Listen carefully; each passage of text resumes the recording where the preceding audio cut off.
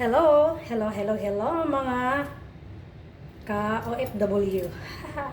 Ito, mag-ano muna tayo, healthy living muna tayo. Gawa tayo ng juice, vegetable juice.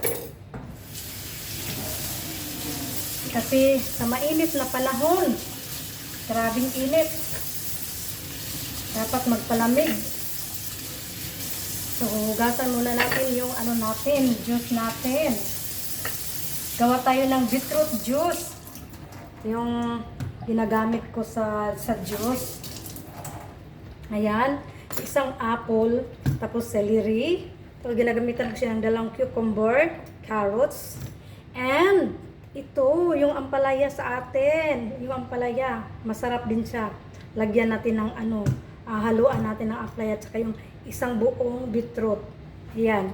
Ito yung gagawin nating ano, beetroot juice. Siyempre, merong lemon. Siyempre, merong ginger. Ito yon. So, siyempre, isa-slice muna natin ito.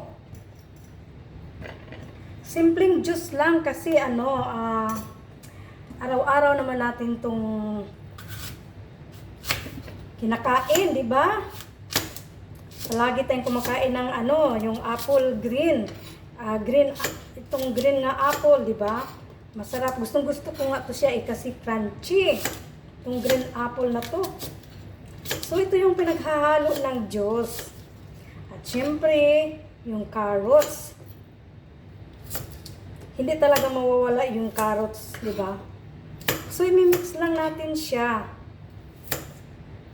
So, kahit ano, 2 araw, ano na, hindi mo mauubos. Kasi, malaking baso. So, hindi mo talaga siya mauubos ng isang inom lang. So, unti-untiin mo lang kahit yung isang malaking baso, yung ganun kalaki na baso, ito siya. Itong baso na to, kahit 3 beses mo siya inumin. So, anuhin mo lang siya. Huwag mo siyang anuhin, ubusin. Inom mo ng before ka mag-almusal.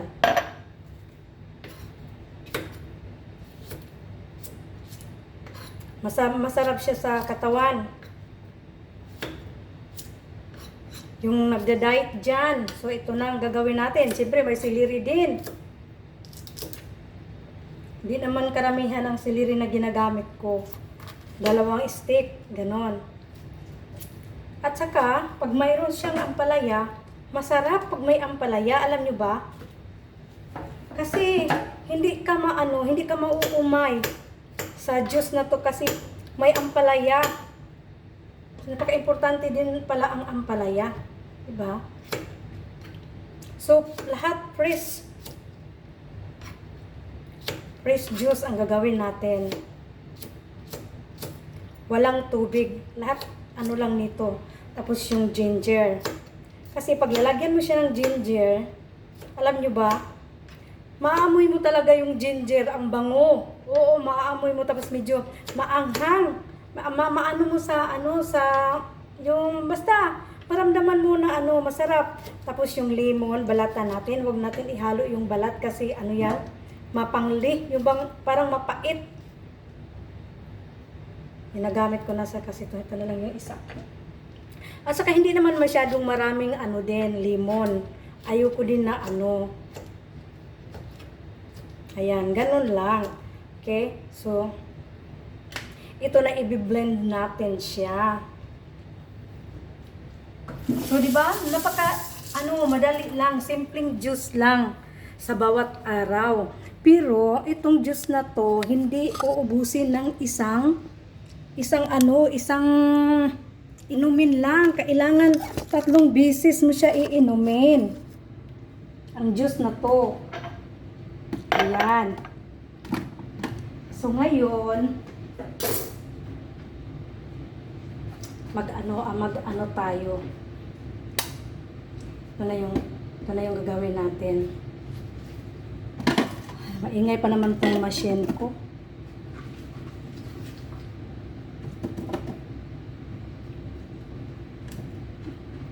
Ayan. Kasi pag meron kang machine juice, so madali lang. Bibili ka lang doon ng mga doon sa tindahan, di ba? Ang mumura lang ng mga gulay doon. Isang carrots, isang apple, ayan na. So, ayan.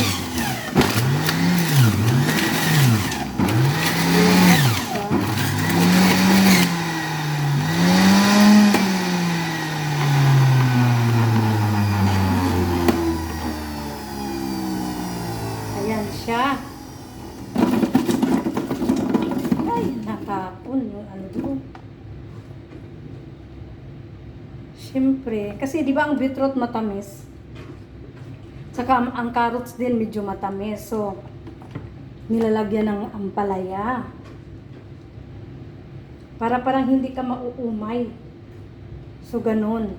Ang sikreto dyan.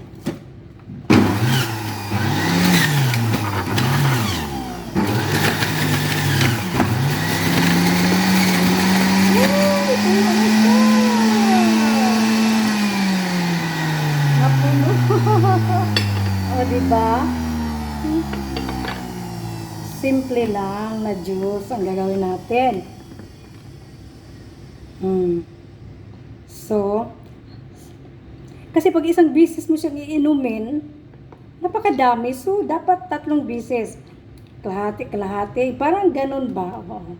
At least hindi masyadong magastos.